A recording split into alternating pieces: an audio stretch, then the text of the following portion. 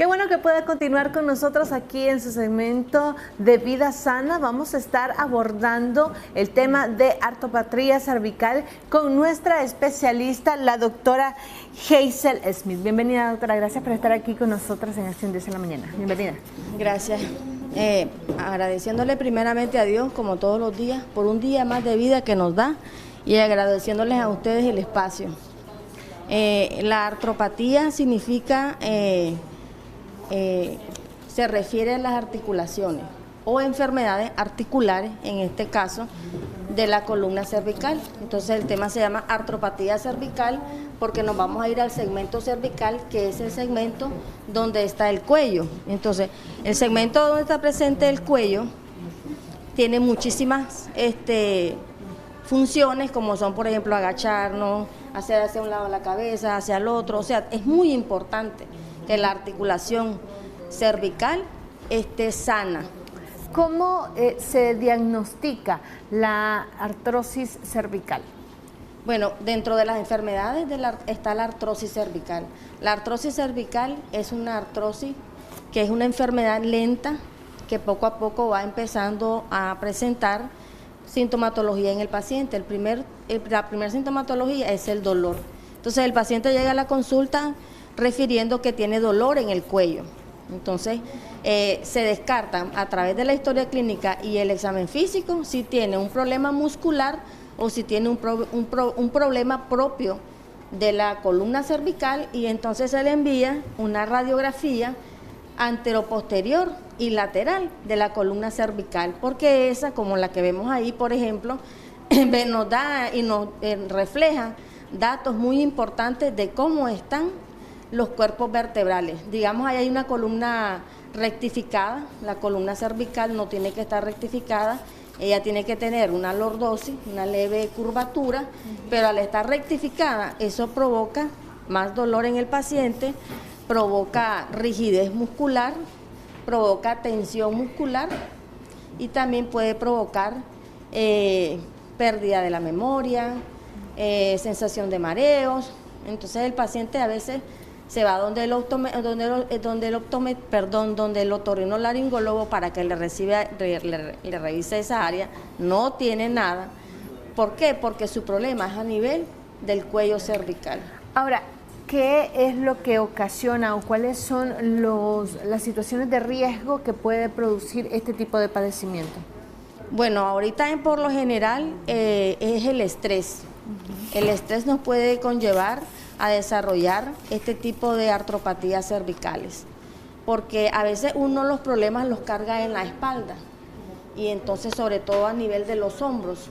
Entonces a veces las personas andan dolor en la base del cráneo, dolor en el cuello y dolor que se irradia hacia los brazos y hacia los omóplatos, y eso es a causa de la cantidad de problemas del estrés que no se puede controlar o del distrés, porque yo le digo a las personas, estrés lo tenemos todos, pero el distrés malo es aquel que nos produce más adelante enfermedades. Ahora, ¿cuáles son los tratamientos? ¿Es a través de medicación o también hay otro tipo de fisioterapia? Generalmente el paciente cuando tiene dolor se automedica con analgésicos y antiinflamatorios. Y nosotros pues le decimos que no es bueno automedicarse, que lo mejor es visitar al médico, porque a lo mejor puede tener una hernia discal y con un analgésico o un antiinflamatorio no va a resolver el problema. Lo que se va a producir en él es una gastritis o una hepatopatía por fármaco. Entonces lo que es mejor es ir donde el médico y que el médico nos refiera si necesita una radiografía para ver si su problema está ahí y irnos directamente al origen de la enfermedad, no tratar síntomas. Es decir, llega a la consulta el paciente, me duele el cuello, analgésico, antiinflamatorio, tratamiento tópico y se van a la casa.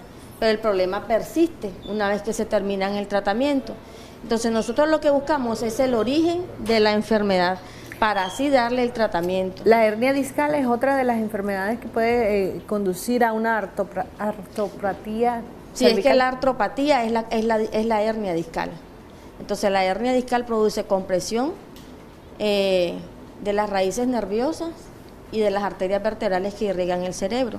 Por eso la gente se queja mucho de dolor de cabeza, de mareo, de pérdida de la memoria, de insomnio, porque no está, en la subida de esa arteria por la parte posterior del cuello, con el crecimiento exagerado del hueso, cuando hay osteoporosis o cuando hay artritis, hace como un encodamiento la arteria, entonces eso no permite que llegue sangre suficiente al cerebro y puede generar lo que nosotros llamamos deficiencia de oxígeno en el cerebro. Hay médicos que ese término pues lo descartan, pero hoy en día se ha visto que sí, pues no es una hipoxia en la cual el paciente se va a poner morado y se va a desmayar, pero sí poco a poco ese deficiencia de oxígeno al cerebro, poco a poco puede ir marcando en la persona que se le olviden repetitivamente las cosas. Ahora, ¿cuál es el tratamiento que se le da a la hernia discal? En el caso de la hernia discal hay que valorarla bien. Si la hernia discal no está ocasionando en el paciente, por ejemplo, entumecimiento de las piernas, o sea, la hernia discal produce compresión radicular.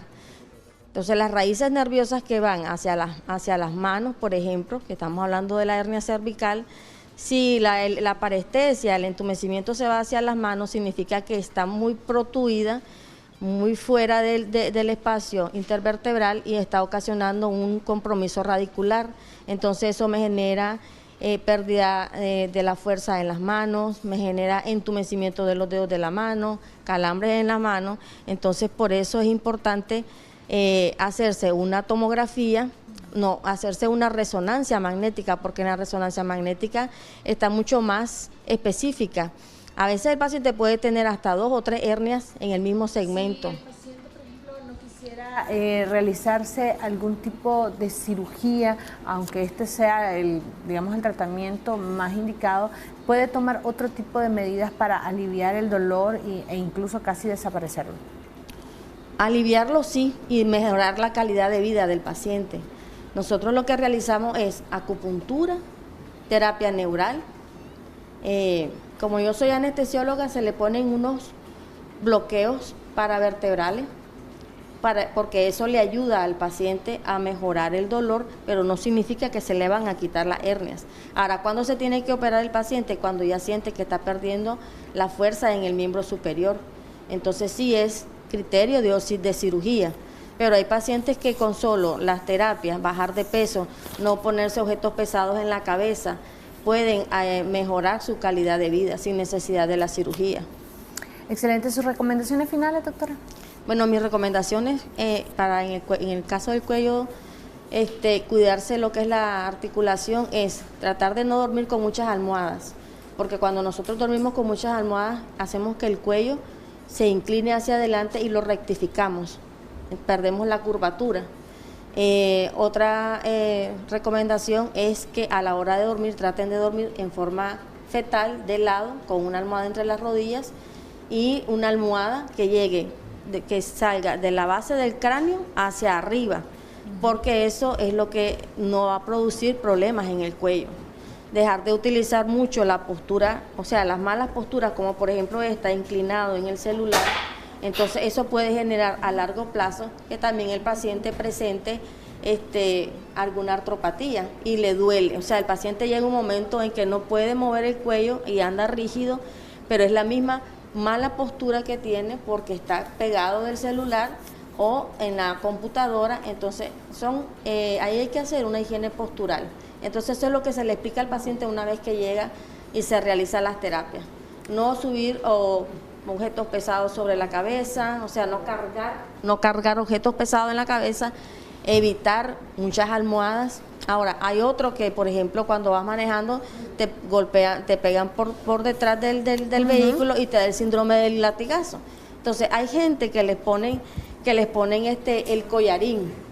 Entonces, el collarín se puede dejar por lo menos las primeras 24 horas. Ya después de eso se retira porque pues no es muy recomendable utilizar el collarín más de 24 horas.